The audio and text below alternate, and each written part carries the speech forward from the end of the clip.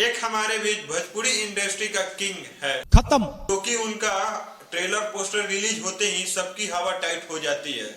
ये बातें बताई नहीं जाती, नजर लग। तो हाँ जी, उनका नाम है पावर स्टार पवन सिंह, जो कि नए अंदाज में नए नए गाने लेकर आते हैं। तो उस गाने का नाम है चापा ए धन। क्या बवाल सॉन्ग है।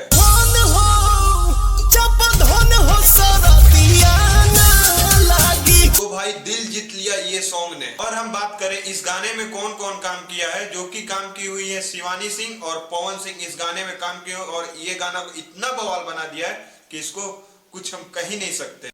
देखो अब मैं क्या। तो भाई पावर स्टार का पावर यहीं पे दिख गया और नंबर 1 पर यूट्यूब सेक्शन में ट्रेंड करने लगा, जो कि आपको यहाँ पर शो कर रहा होगा। और अब हम बात करते हैं सबसे पहले कि सॉन्ग हिट होने का कारण क्या है।